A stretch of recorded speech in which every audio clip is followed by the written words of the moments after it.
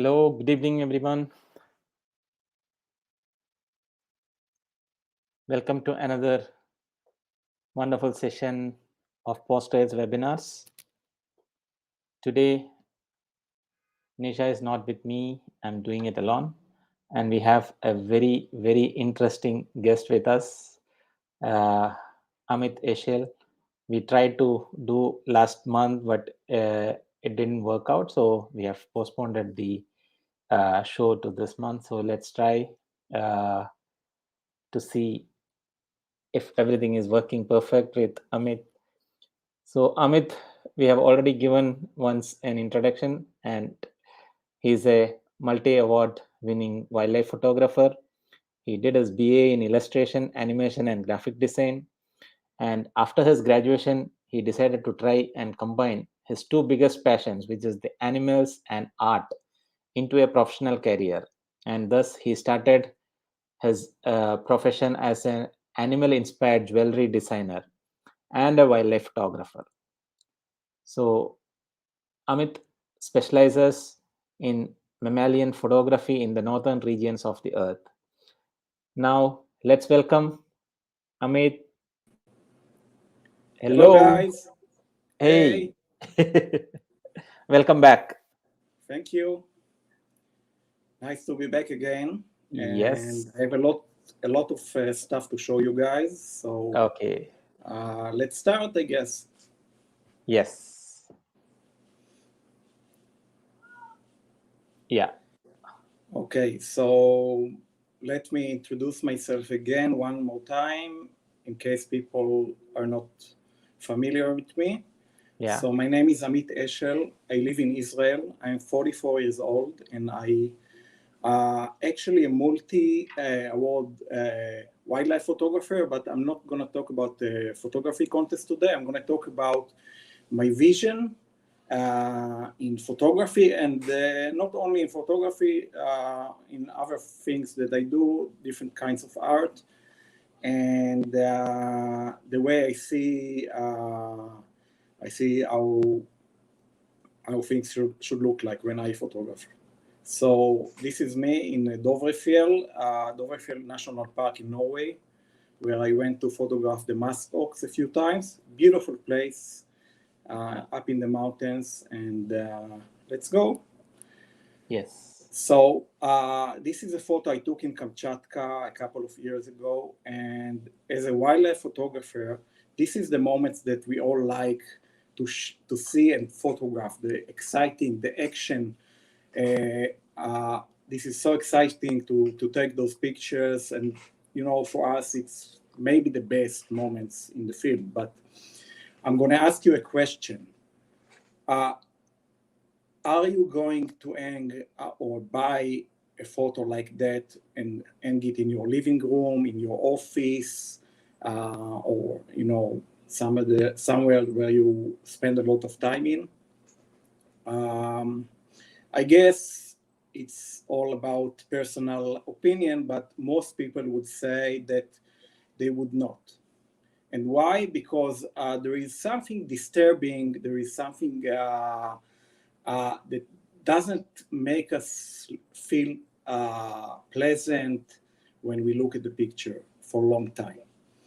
And we are going to talk today about how to make pictures that are more artistic and more fitting for hanging on the wall or for selling pictures online. The pictures that I sell the most, and the type of pictures that I think that most people would like to buy and hang on their wall.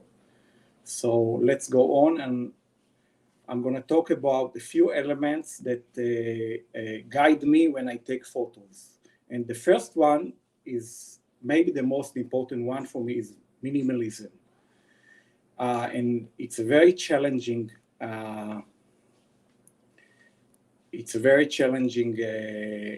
element because you have to tell a story in just a few elements, and everything has to work together. And Amish, I think the computer is stuck again. It's Oh, is it's it? like, yeah, it's not moving. It's Oh no. Same story again. I Oh, thought that the iPad gonna solve the problem, but you can't share the screen with the iPad. So now I'm stuck in this frame again. okay. I don't know. Let me try something else, maybe. Yeah.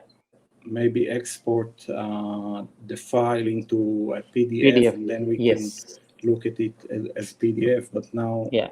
it might take a while to get out of the stack here. No, it's not moving. Okay, let's do it. Yeah.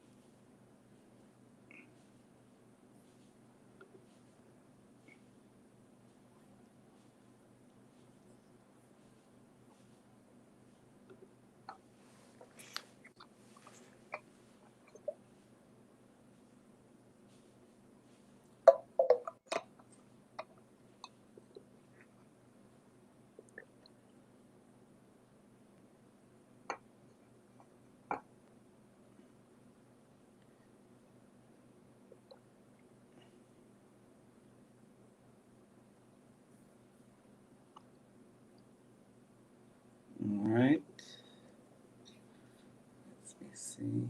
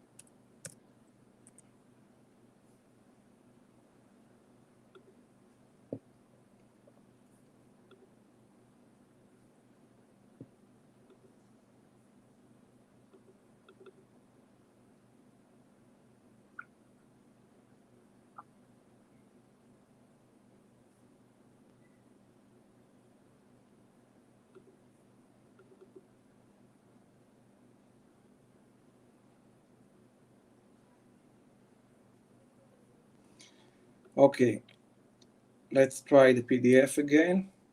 Okay. Just let me close all the keynote for a second. Yeah. So we don't have anything else. And let's go. Okay. Yeah. Sorry, guys. Here we are again. Computer problems. I hope it's Yeah. going to be the last It time. happens. So, Yeah. yeah. So what I was talking about is that you have to tell a story in the minimum of elements.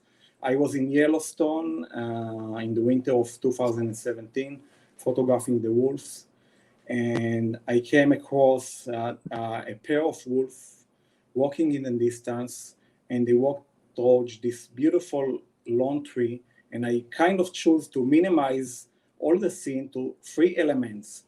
And it's beautiful how the wolves are like walking to the tree, and the tree is kind of leaning into the wolf, and you can tell a story in 3 elements, and it's just something that the beauty of it, that everybody sees different things in such an image. Like I had a comment from a woman that called this photo the walking tree, because she saw the lower branch of the tree looking like a leg stretching out. And I liked this comment very much, and this is the beauty of it, I think. The muskox, amazing animal, a true survivor of the Ice Age. And this is an animal that, if you don't know, this is the largest member of the sheep family. It can weigh about up to 400 kilos. And the coat, the wool of the muskox is considered the most warm wool of any other animal. And I was there in a snowstorm, and this muskox was like frozen. And look how beautiful the background, the white background blend with the ice on the animal coat. Like animal is white, the other F is black, and one eye he cannot even open the eye that is covered with ice. But it's like, I can assure you that after that he came up and everything was okay with this animal. These are very tough animals, and I like how this image is like giving the impression of like yin and yang, like half white, half dark, and it works very well as a fine art print for me. Beautiful brown bear cubs in Kamchatka, and in this case, I did not take the photo in snow, but what I did is overexposing the image on purpose to make the background white and minimalistic. It was actually at the water of the lake in the background in a very cloudy gray day, and I use the overexposure to make it white. And I also use an element in front of me to create this kind of foreground that is dreamy and kind of let you feel like they are floating on a cloud or something. But none of those elements really look like that in reality. So sometimes you have to think and vision how you want the picture to look like. And you can do it in many ways. Palasesket in Mongolia, again in a snowstorm, and I can recommend everybody. I know nobody likes to go out when it's crazy cold or in a storm, but the most interesting photos for me are when it's storming. You can never get such a feel, such a drama when you photograph an animal in the sun. So go out in storm, go out in the rain, in snow. Sometimes it's worth it. And same here, the muskox again, 2 males challenging each other, and you can say so much with only 2 elements, and it doesn't have to be big in the frame. You sometimes can say a lot about their environment by just showing how vast and how minimalist the environment is, and you can actually tell how difficult it's for this animal to survive and find food. And it's just an incredible, for me, animal, and I come back again and again to this location in Norway. The great owl in the Northwest Territories. Beautiful owl, big and impressive. And here again, I'm a little bit overexposing the sky to make it all look white. And I can tell you a trick how to make this dreamy foreground, like in the bottom of the branch. If you photograph in snow, you can like mount a little pile of snow in front of your lens, and use it to blur the foreground and make this kind of feeling of the branch coming out of the cloud or the snow, and it's a beautiful technique to use, and you can use it a lot of time also to hide things that you don't want to use in having your photo. So another kind of a minimalistic portrait for me is this a bird in the Pantanal.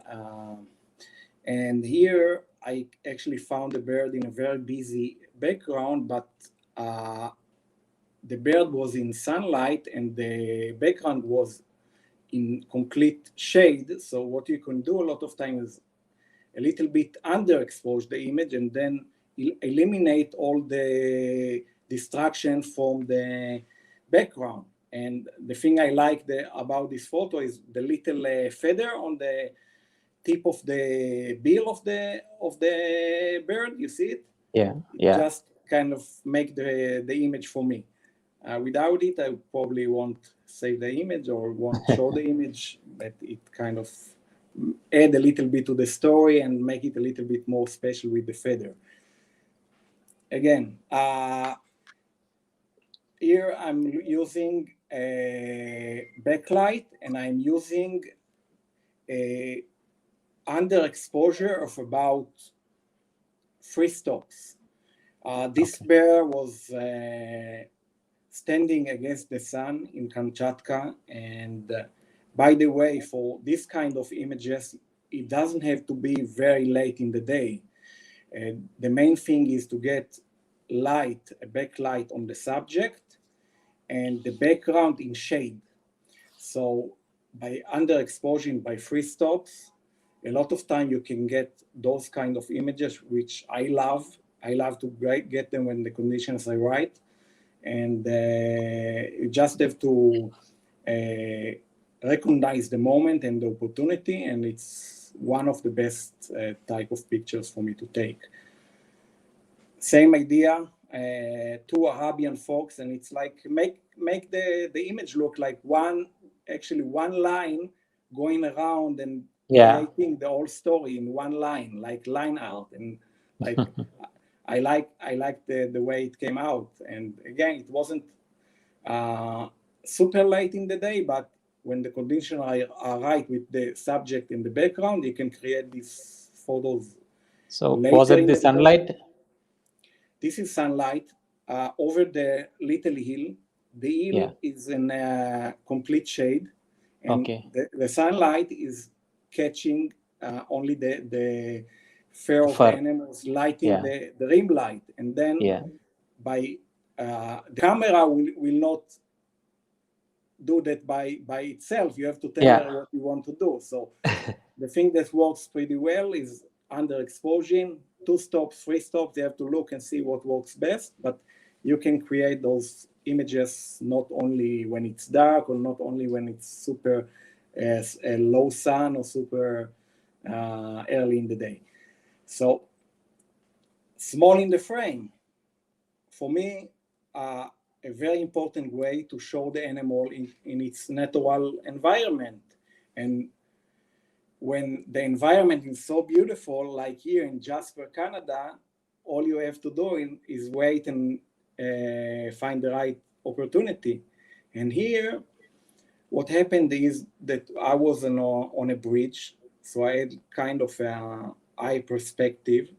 I usually like to shoot from low angle, but here, in order to put the animal, the elk, female elk, against a light background, the snow and the lake, so it will stand out more, it would actually be better to be high and not at the same level of the animal, because if you are in the same level with the animal is going to be against the trees, the dark trees, and you lose the perspective. So sometimes everything like come together when with the background and the animal, and I really love it when it happens.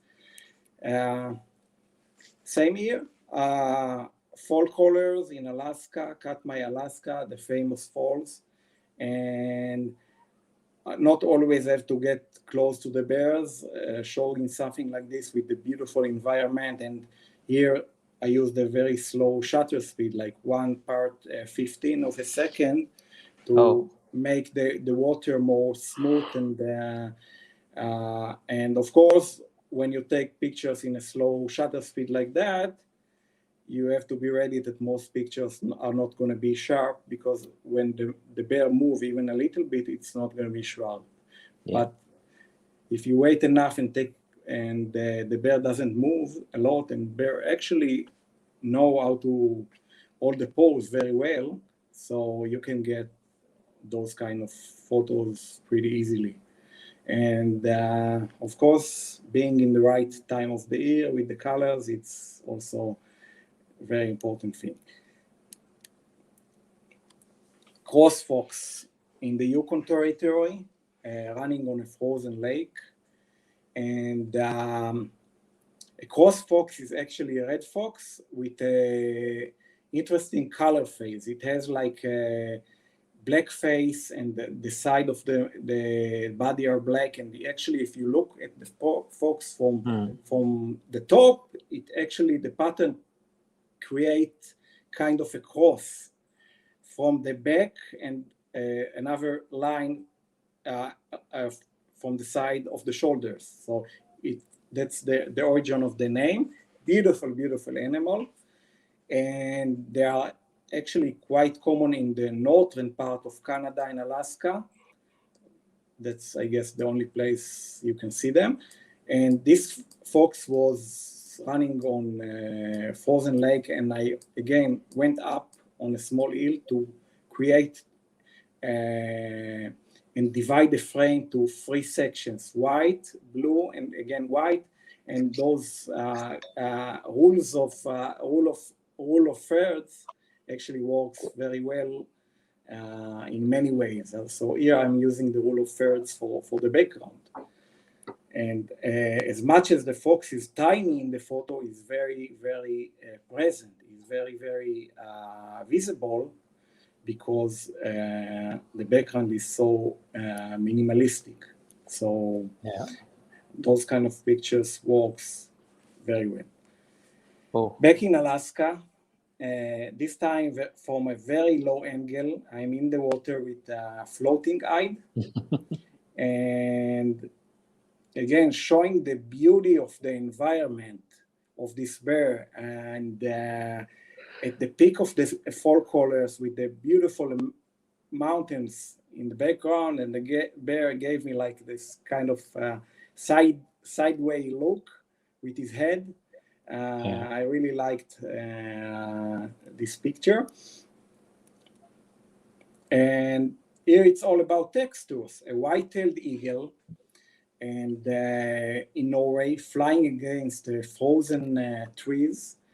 And the story of this image is about looking at the textures, and then noticing there is something else that add to the image, the eagle.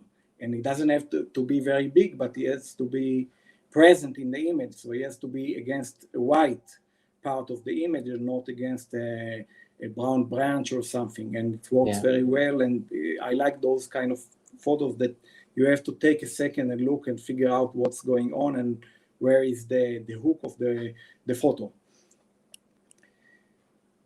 Kamchatka, again, a very moody day just before a storm came, and in this case, I used the wide lens, and I placed it on the ground with a remote control, and created a very moody photo, a photo that you cannot take, by holding the camera, because it was like 24 millimeters away from the bear, and 24 millimeters lens, and I don't think it's a very smart thing to go that close to a bear.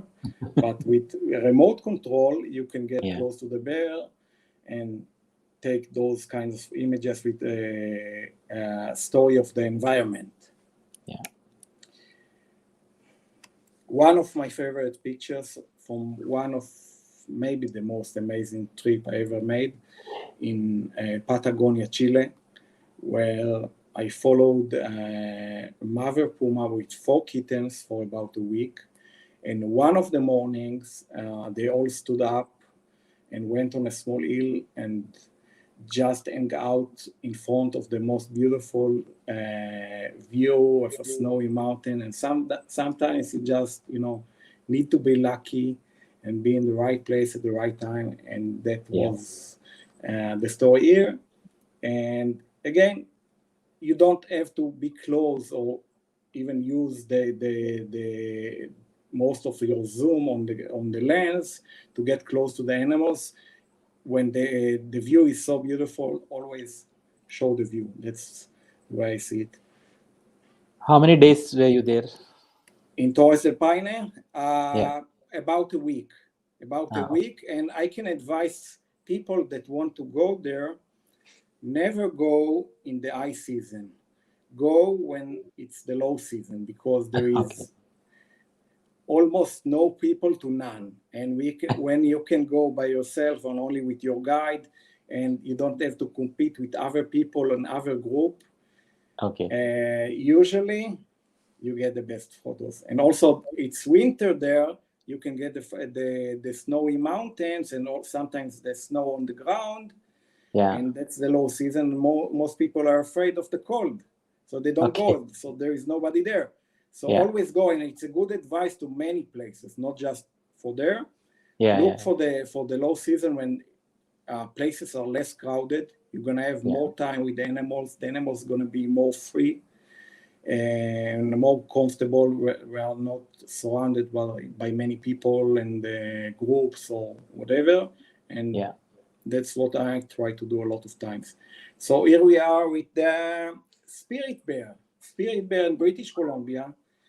And a spirit bear is actually a bear, a black bear, which has a recessive gene that make every, they say, 1 of 10 bears, 1 of 10 black bears is born white in a Okay. very specific area in British Columbia, a group of 3, 4 islands, and they estimate that there are about 400 bears, white bears, which makes it Mm. probably the rarest bear in the world. For example, the polar bears are estimated to be like 25,000 bears. So from the spirit bears, only 400, and it's so difficult to see them most of the year. The only time to see them are again around September, October, when the salmon arrive and they go out of the dense forest to fish. Mm. And here again, I was lucky. It rained like crazy for 2 days, and it created this waterfall that is usually dry. And the spirit bear came and stood just in the right place for me, and I used the 70 millimeters from a boat to get the photo with the waterfall the way I hoped for. And I was watching this bear walk along the coastline. I was hoping, yeah, please go to the waterfall, please go to the waterfall, and she did it in the end. So I was ready, I was planning for the frame, and I was so glad when I got it. Okay, so light and mood. Of course, without light, we have no photos. So, but how can we use the light to make something more special, something more creative? And sometimes we can use the light and other things that happen to us in the field. For example, here, uh, you get the feeling of a very foggy, misty day.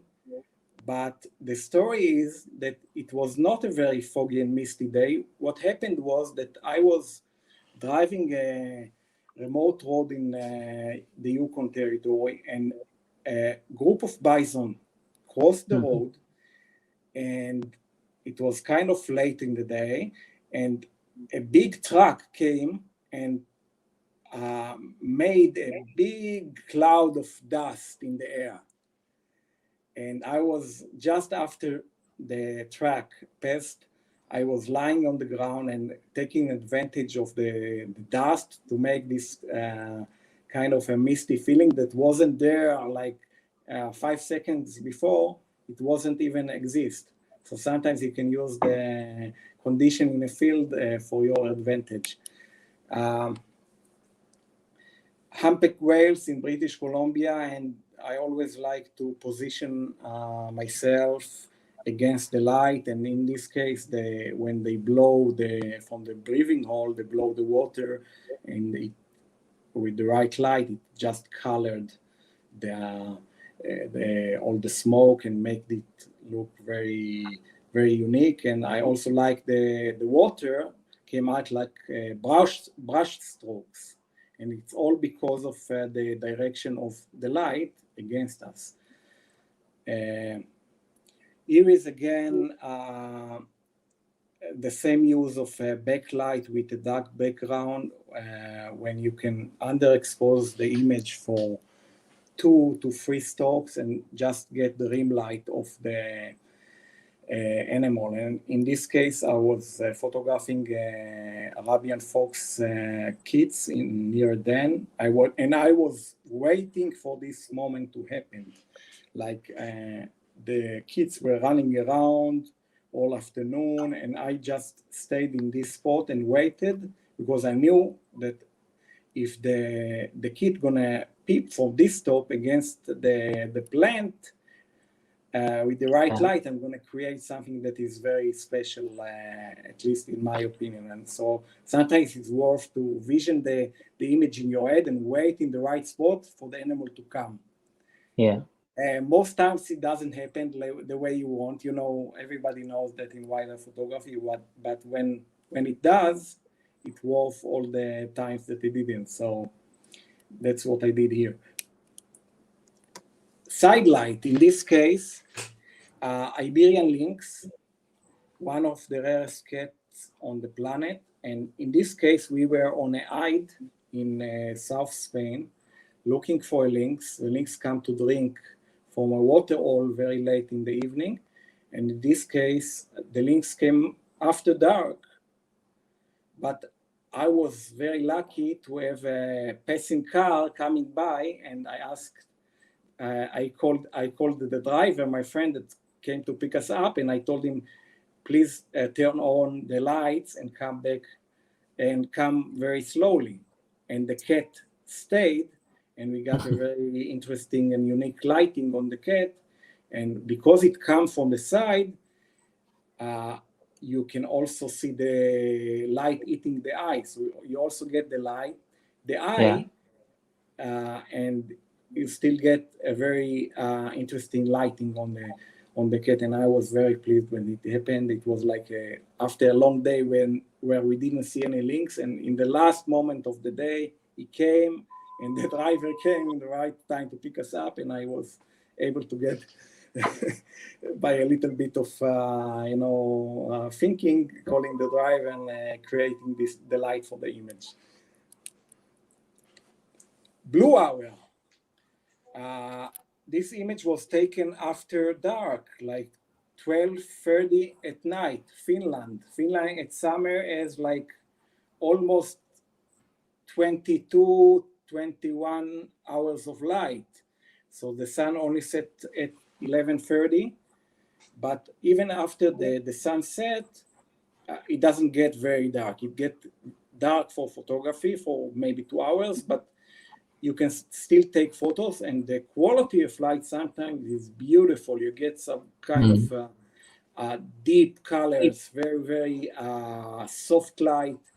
And this was the case here. The folks just passed by the lake with the beautiful cotton grass flowers. This is a flower that blossom every spring for about 2 weeks in northern parts of Scandinavia. And I timed the visit to be there when the flowers are at their peak. So this is kind of the story as well. Be there when the right time. Yeah. And that's the secret. Sunrise, again, an Arabian fox, and sometimes the light gonna catch on interesting vedice only on the animal, but also on the background, and create something interesting. And I called this image bubble thoughts of a fox, because it's like bubbles coming out of his head. So again, I'm using Can you please move that the mouse pointer? sorry? The mouse pointer is on the head of the fox. What is it? The pointer of the mouse. Yeah. Okay, yeah, I move it. Yeah. Anyhow, so yeah, and it's again by underexposing the image by 3 stops to create the minimalistic image, and only see the details that I want to show, the rim light and the bubbles. Yeah. Same here, Brazil capybara, and very common animal in Brazil, in the Pantanal, where everybody go to photograph the jaguars. But around camp, we have a lot of animals running around, and when you get up at morning, sometimes there are very interesting opportunities, again, against the sun, creating this bubble bouquet that I liked, and I think it's kind of a special portrait for a capybara. Another element that works very well is to have the animal in the shade and the background in the sun. And in this case, you can actually enjoy a very detailed subject with all the details of the fur and no shades on the animal. And you get the mystic feel of the background, of the sun, of the colors that give you the only thing that can give you this kind of feel is the sun on the background. So this is a brown bear in Finland, again with the cotton grass flowers. And sometimes you can take a picture of the animal from the backside and create something interesting, like saying hello to the forest, to his home. Like, I like this pose very much, and I just clicked, and this photo also won some competitions, which was nice. Again, animal in the shade, background in the sun. Just after sunrise, the light is only on the mountain, and this is the mother puma with the 4 cubs that I told you about yesterday, about before. And again, it was a beautiful moment and a wonderful trip. I got back home with a lot of good photos from this trip. And again, the secret is to be there in the low season. Okay. Musk ox. At sunset, again, animal in the shade. You can get the benefit of a very high dynamic range. You can get all the details in the animal and in the foreground, and still get the sky and the feel of the beautiful environment. Black and white. Okay, everybody likes a black and white photo. Not sure. I think a lot of people think that black and white is a very artistic way, that everything that you make in black and white is making the image more artistic and more fine art, but I don't think it's the case. I think when you make a black and white image, you have to think if the black and white actually make the image better than the color version. Because if you don't make the image better than the color version, there is no sense of making it. Yeah. And I will show a few examples of images that I think the black and white works very well. For example, here in Kamchatka, again, a bear was shaking, and by converting the image to black and white, you can actually eliminate all the colors. The background was kind of a grain background, and you can make the image look more flat and lead the eye of the viewer to the areas in the image that you want them to look for. Like here, again, it's against the light, and you want to lead the eye of the viewer to the rim light of the bear or the beautiful drops that actually make it look, in my eyes, a little bit like a painting, like a pointillism painting, like with a little points making all the image. So this is one way that black and white work for me. The other way is actually to have a low contrast image, like black on black or white on white. In this case, Raven in the Yukon territories, and it was against, again, dark green color of the trees. And by making it black and white, you actually eliminate the distraction and direct the eye to the little contrast and the areas like in the beak of the bear, the eye, the little smoke. It was very cold, so every time that the raven opened his mouth, it made like a little foggy cloud. So you actually lead the eye to those places by making it black and white and eliminate all the other distractions. Same thing that works is white on white.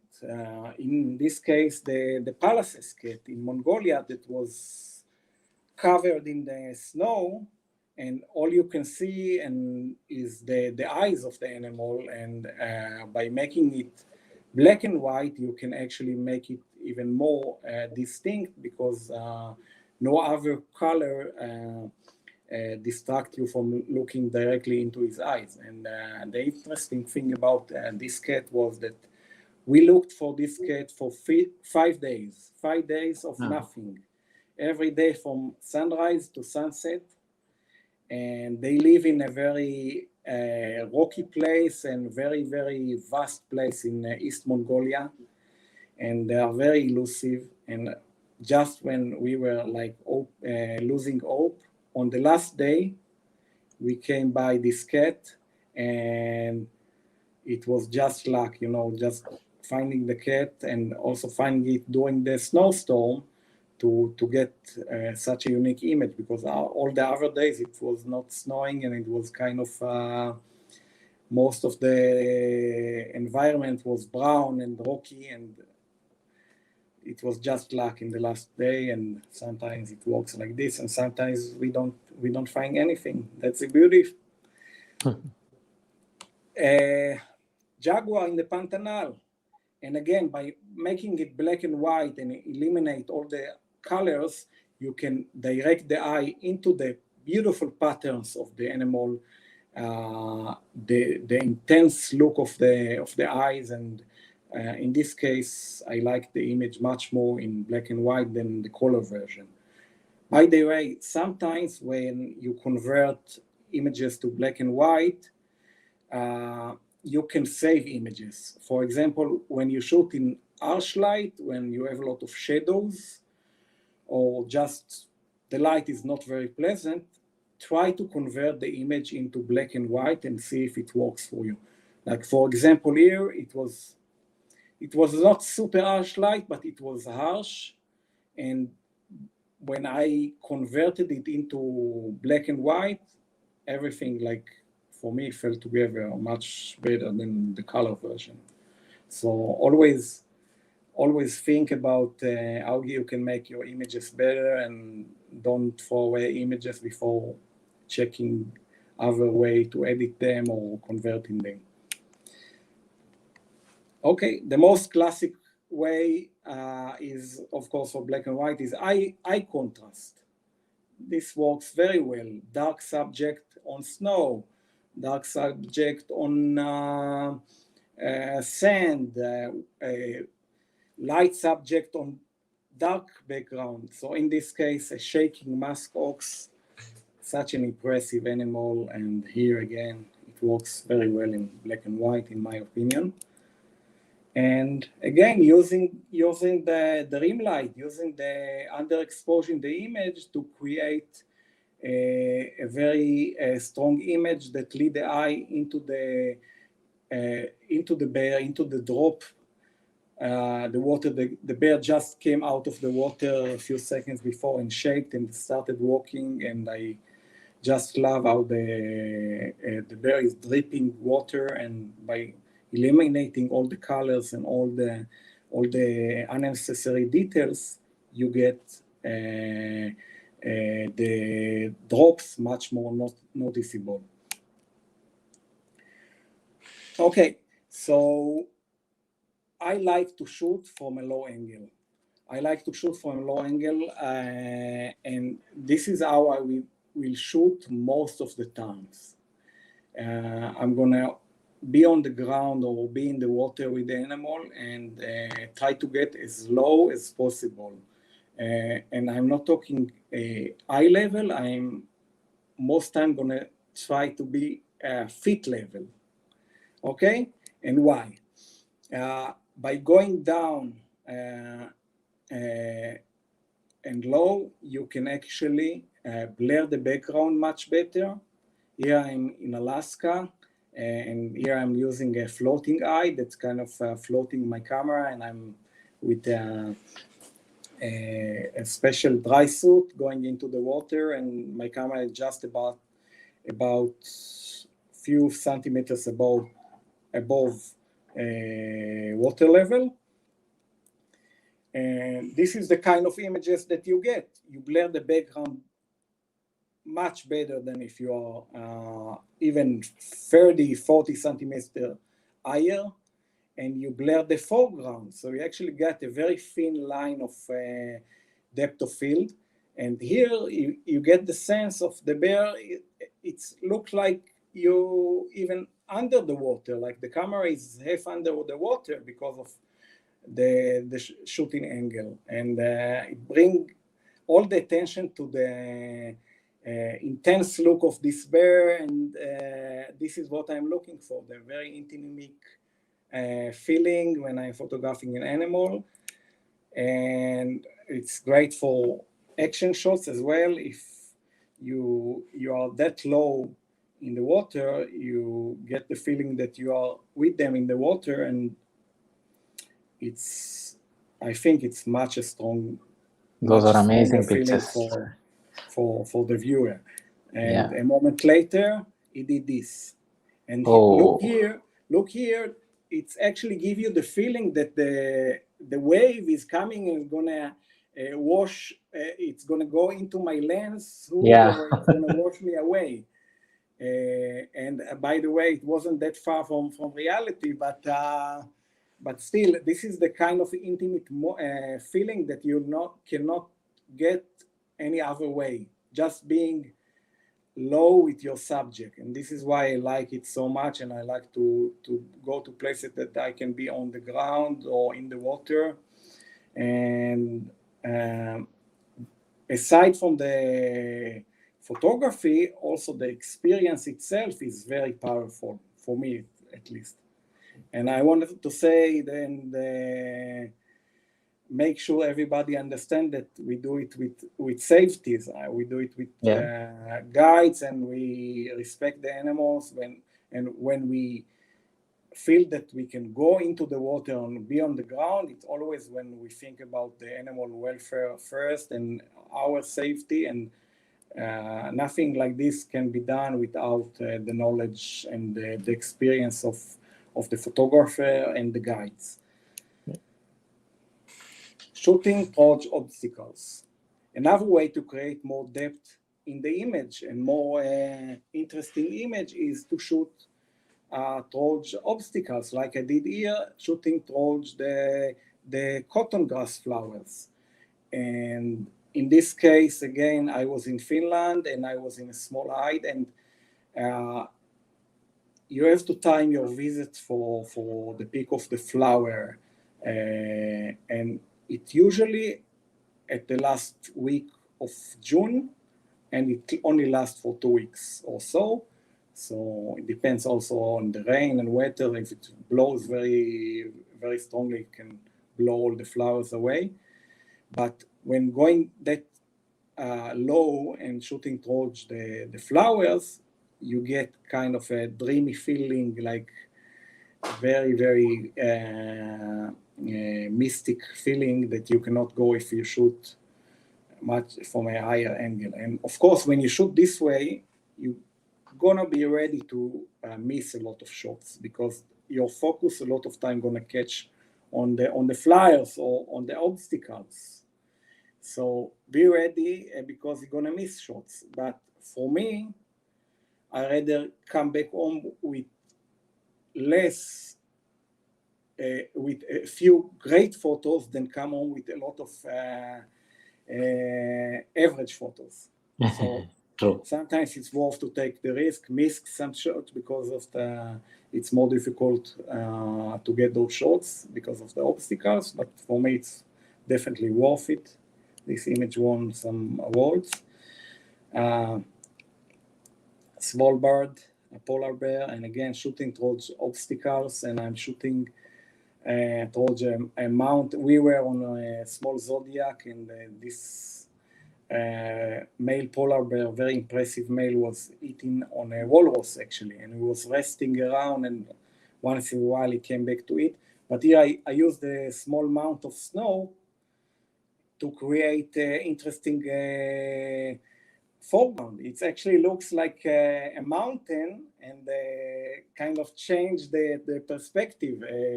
A big mountain and a small polar bear behind. So it's interesting photo, in my opinion, and sometimes you have to look for those opportunities in the field.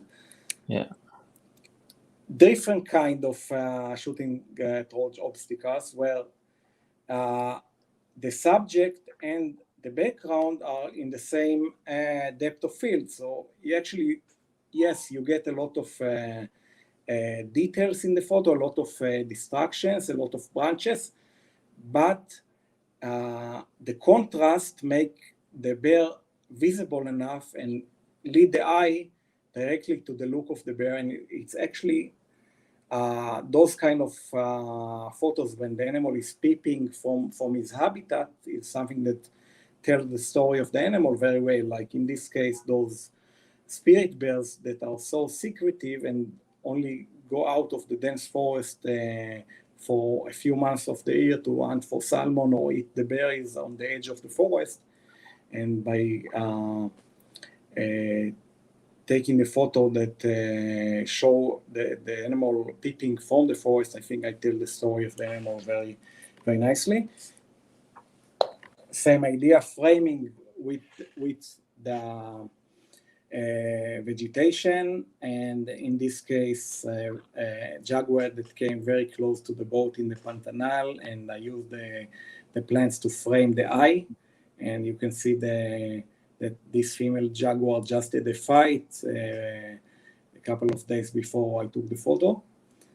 I don't know if it was a fight with another jaguar or with a capybara or a cayman, but she survived, and I think the vegetation here made a nice framing to the eye. And again, shooting towards the animal that peeping from the environment, and in this case late in the day, and you get a lot of layers and a lot of depth in the photo when you get the foreground completely blurred, and then tree and a bear in the same depth of field, and then again layer of trees in the background and the light. Everything works very well, and for me it shows a few things that are important for me also. The animal in the environment, and also the sense of time of the day and the feel of the day. You see the light and you understand it's very late in the day or very early, and it gives you a more complete story of the photo. Iberian lynx in Spain, wow. And again I'm shooting towards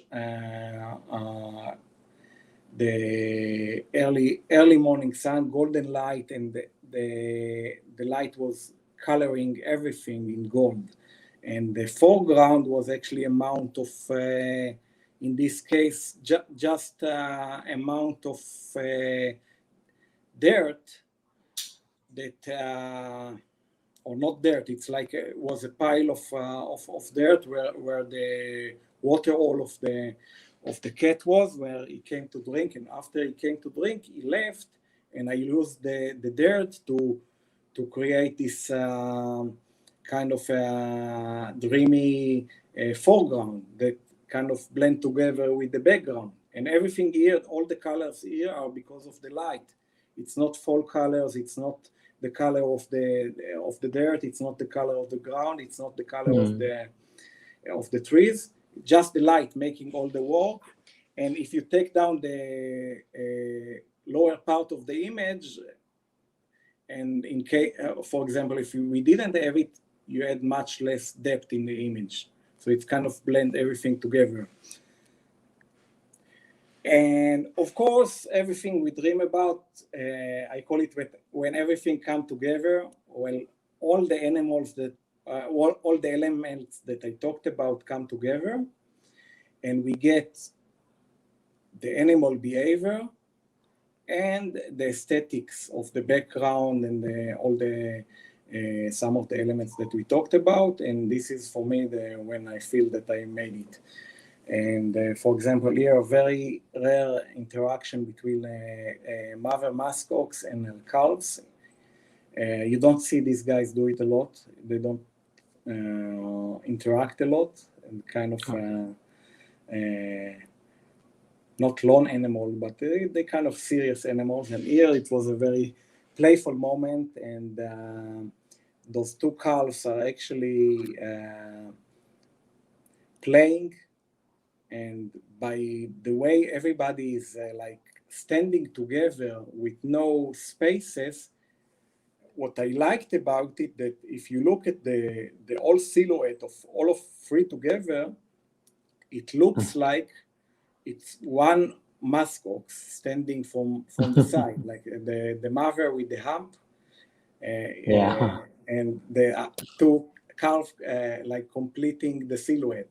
It's like exactly the silhouette of muskox standing against the wind, against the elements, and I liked it a lot. And I don't know if everybody that is looking at the picture see it, but I do see it. And this image actually won the grand prize in Nature's Best a couple of years ago. So I guess the judges see what I see, and I was lucky. And again, we get the behavior, what makes the emotion go out so much. Those two playful 4-month-old brown bear cubs in Finland, and just playing in the most beautiful pose, smiling, and we get the light coloring the treetops, the late sun of the evening, coloring the treetops with the flowers, and everything come together. Behavior with the aesthetics. That's when I feel that I really get a good photo. Or look here again with the floating guide in Alaska, and look how soft is the light. How soft is the light, how beautiful are the colors, the fall colors in the background, and the colors of the pastels of the brown bear cub with the gull in the background, just in the right distance, so it doesn't the gull doesn't steal the show. It's a little bit blurred, but it's still very, very present, and tell the story. Without the gull, it's not going to be as strong as with the gull. So I like this image very much from last year in Alaska.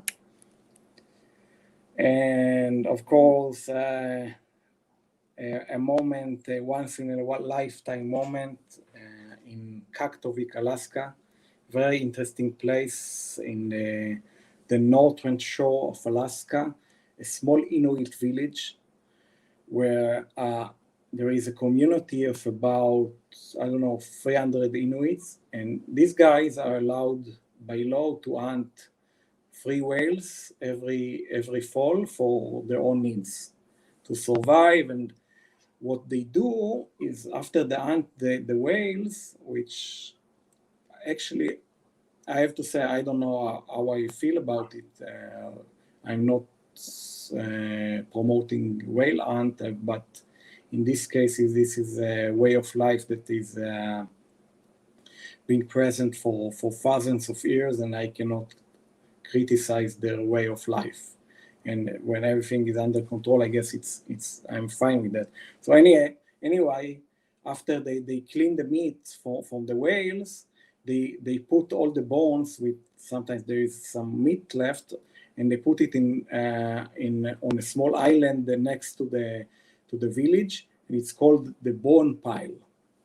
And every fall, polar bears come, and they sometimes swim from tens of kilometers away from the ice age to feed on the leftovers of the whales.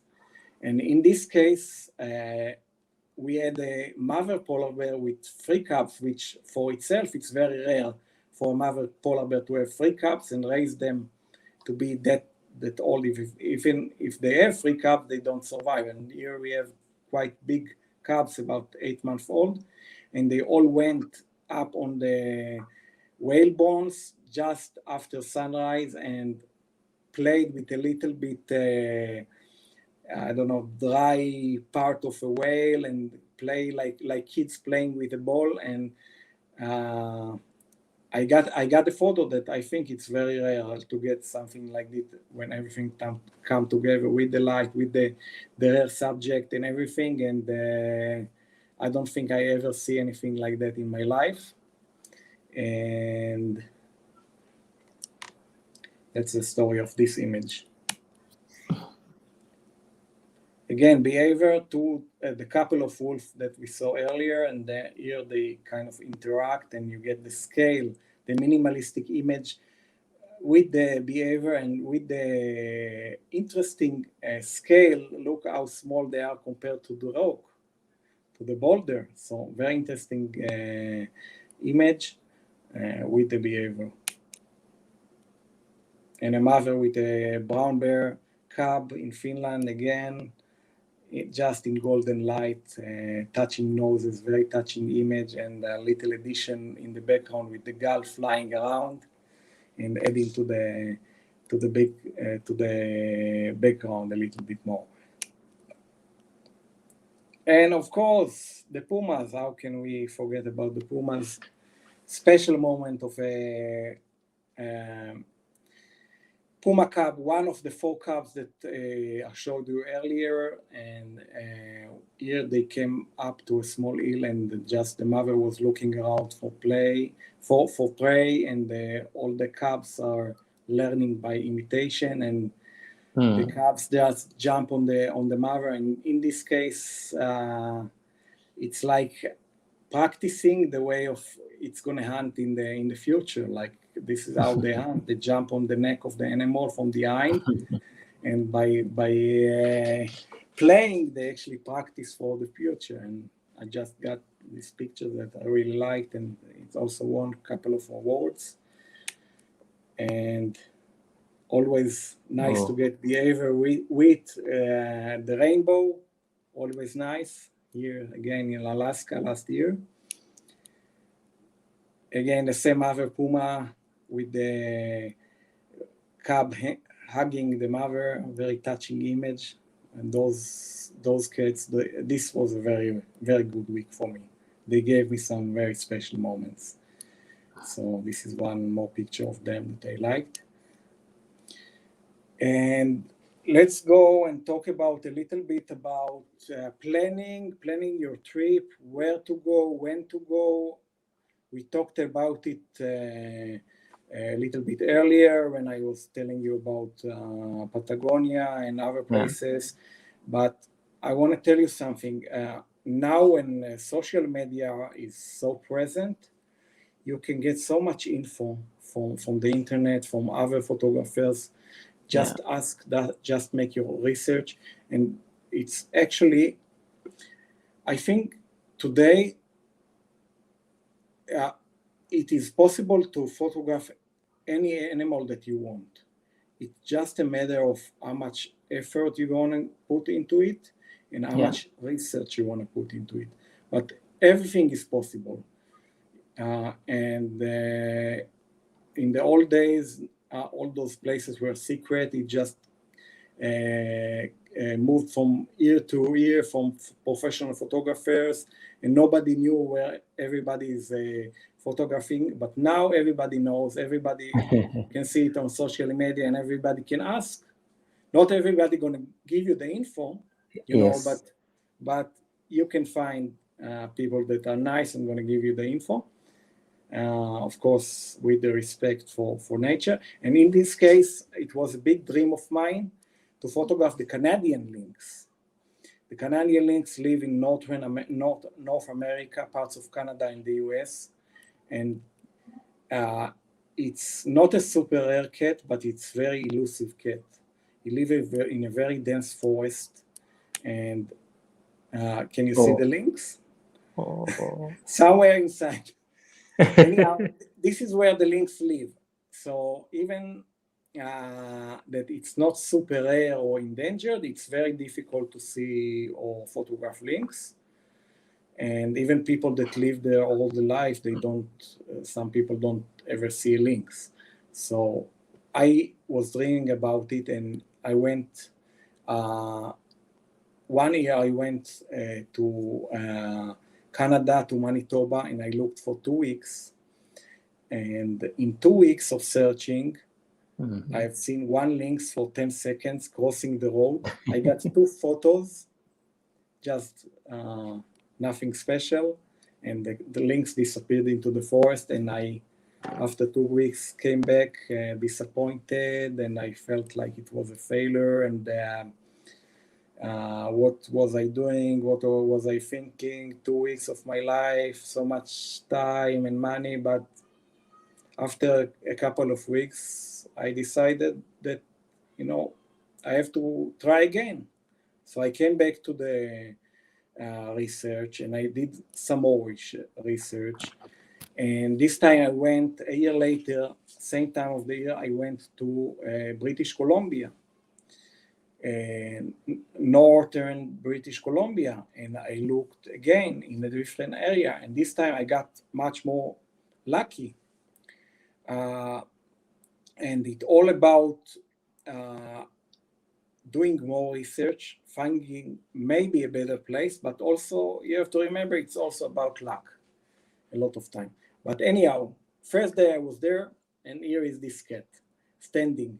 First day I'm driving my car, walking in the forest, the cat was there, and I was taking quite a few photos of this cat. This cat was actually quite relaxed, and I was able to photograph him for a few days in the forest, but I never got the photo that I was dreaming about, the photo that I was planning in my head.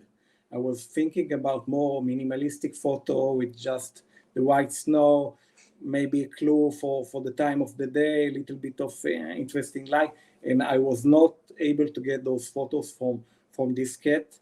It was always like at the forest edge, and I decided to move on to a different locations, more in the Yukon territory, other locations that I also researched before. So if you research, always put a few spots on the map. Don't rely on one place. If you go to the area, try to put a few pins on the map, and it's going to make your chances much better.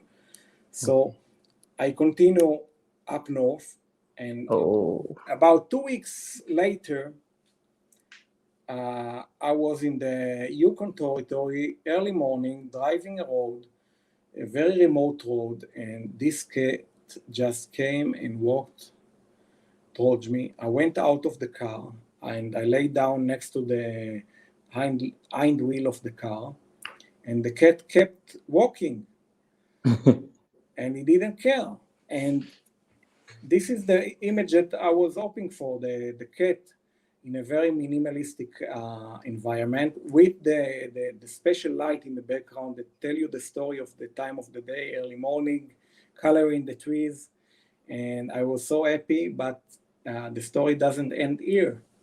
The cat kept moving and walking, and he kept moving, and he came that close. And you have to understand, I'm lying on the ground, and the cat passing about 2 meters away from me, and this is all I can fit in 200 millimeters.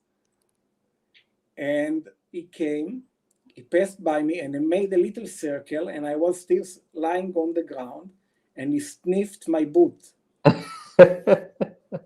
It was a little bit stressing, but I knew these cats, they don't attack people. Okay. They never attack people. It's not a big cat, and I just let him do it. Let him do his thing. He was curious, like I was curious. What is this strange animal lying on the ground? And a few seconds later, he moved on, and he disappeared again into the forest.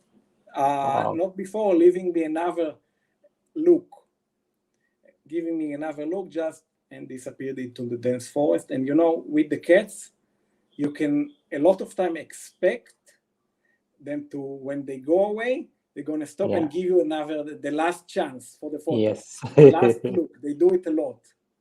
So be ready, even if they go away, it happens a lot. And this experience just left me in tears because it was everything I dreamed of. Not only with the photos I got, but also the experience that, you know, being so close to an animal and being having such an interaction with an animal is something that really makes your heart True. work hard. So thank you very much, guys. It was a pleasant for me to show you my vision. I'm sorry about all the problems in the beginning. It's I guess it's time to change the computer, but I'm glad it worked out in the end. So yeah, I'm now open for questions. Everybody that want to ask me something, I'm more than willing to answer and spend time to help you. so yeah, we have a couple of questions. How did you came to nature photography? How did I came to nature photography? Well, it's interesting story actually, because as a kid, I always loved animal. That I was always like going out and looking for small insects and animals near my house. And when I grew up, I kind of took another trail, and I went to learn art. And I went and made a degree in graphic design and illustration. And I worked for a couple of years. I worked for advertising companies. And after a while, I realized that it wasn't for me. Long hours, and you don't get the respect as a designer. And it wasn't for me to continue with this kind of career. And I kind of got back into my roots and started to create art that has to do with animals. And one of the things that I did was I started to create jewelry. And my jewelry is inspired by animals and by especially dog breeds, but also wild animals. And when I started about 12 years ago, it really, things really picked up for me. The business really was, from the beginning, very successful. It was something that was kind of a niche, and nobody or very few other people did it. And this actually allowed me to travel to places that I could never even dream about traveling to, because it's so, you know, flying to Alaska, flying to Svalbard, very remote places, it costs money. So I was able to afford it suddenly. So I started, and then I started to think, okay, can I use what I see? Can I use my the animals that I see and the photos that I take to as a tool, as an inspiration for my jewelry? So I did it too. I took some photos to use for inspiration later when I create jewelry, and that's how I started, and that's what motivated me. And year after year, I did it and I got better in photography, and I started to see things differently, and photography became my biggest passion over the years. Now I can say I'm much more excited about the wildlife photography than the jewelry design. So this is how I got started with wildlife photography. Do you have any suggestions for a must-have equipment for beginners in wildlife photography? Sorry, can I hear again? Do you have any suggestion for a must-have equipment or gears for a beginner in wildlife photography? I think it's a big question because now there is so many good camera companies like Nikon, Canon, Sony. They're all amazing. I don't think it makes much a difference if you use this company or another. I think as a beginner, don't run and buy the most expensive and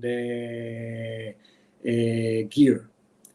Kind of start with something that is more affordable, unless you have a very deep pocket, and kind of try to develop your vision, develop your style, and it takes a while.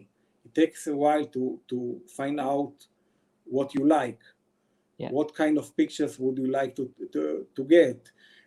Sometimes it takes years. So I would invest most of the money in traveling, in going to places, and don't get the most expensive gear. I started with Canon. I started with 7D Mark II.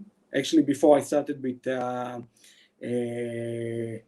60D, not 60D, 70D, and crop sensor, and then I moved to 7D Mark II and 100 to 400, which are pretty good gear, but it's not the high-end gear, of course. Yeah. And then after a few years, when I felt more comfortable with what I want, I upgraded my gear to a better gear.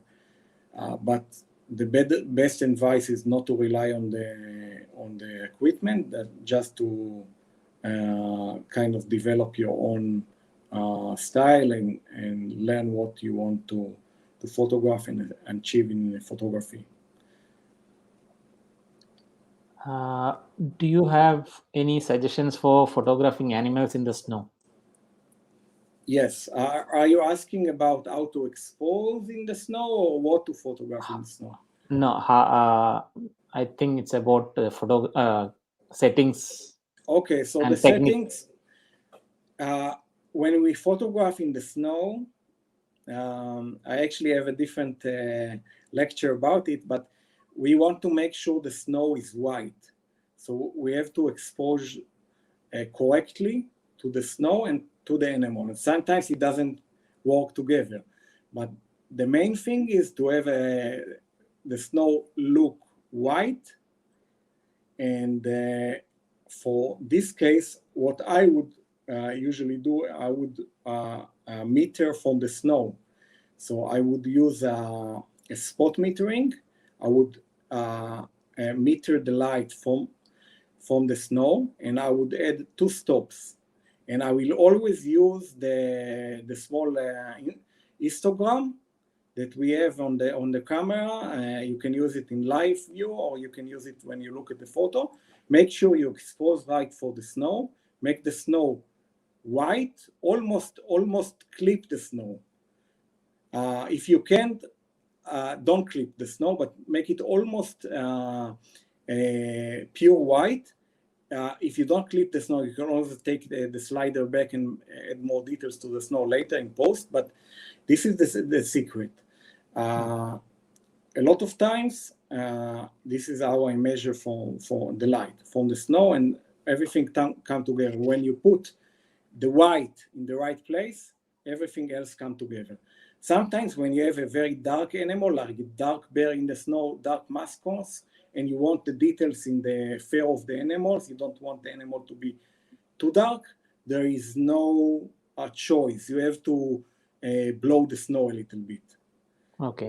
in order to get all the details in an animal. And I think it's also okay because the the snow is not always that important. You get the white feeling, and you don't need all the details in the snow.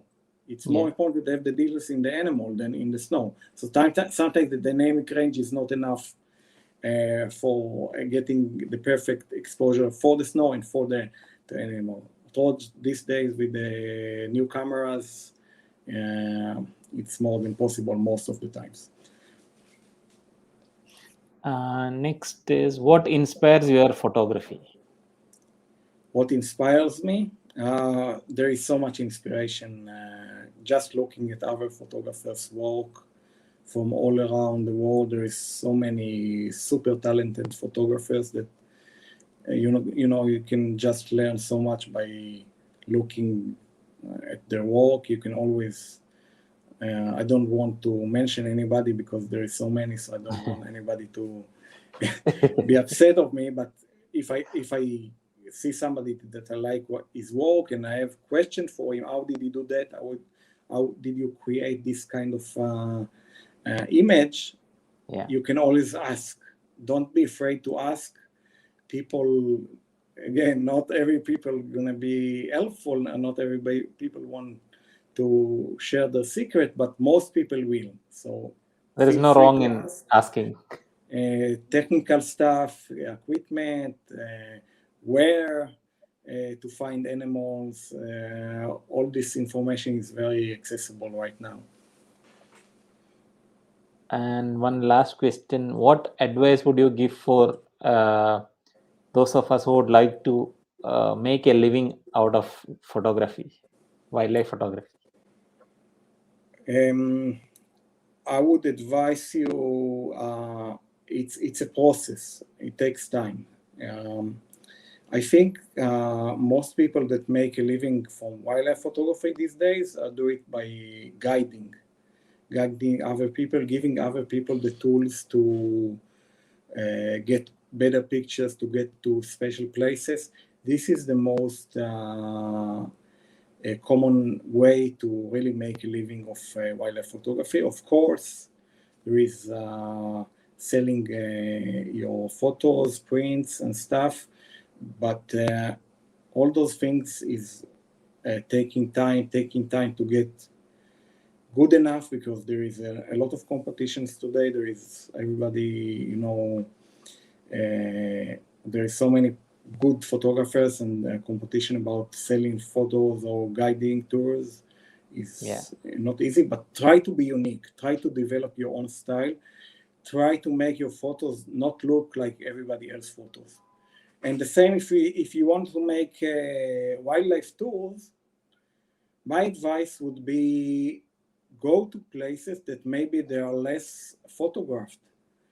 Maybe Yeah. go and try to photograph animals that are less photographed. And this is a way to get more attention and get more people to follow you and maybe hire the services that you can offer.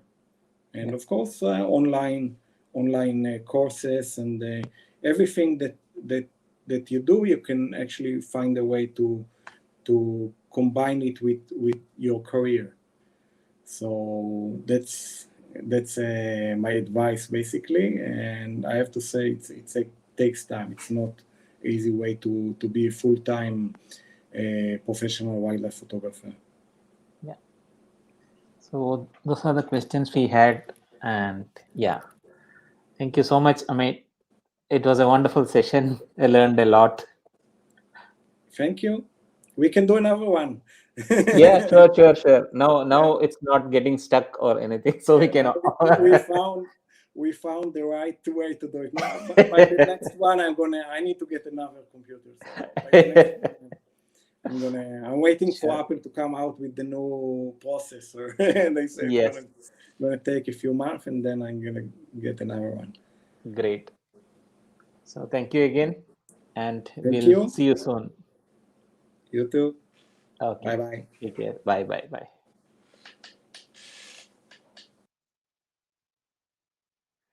Yeah, that was Amit. and with beautiful photos and very good explanations, shared his experience with us. I hope you all liked it. We'll be back with another session soon. Till then, take care. Bye bye.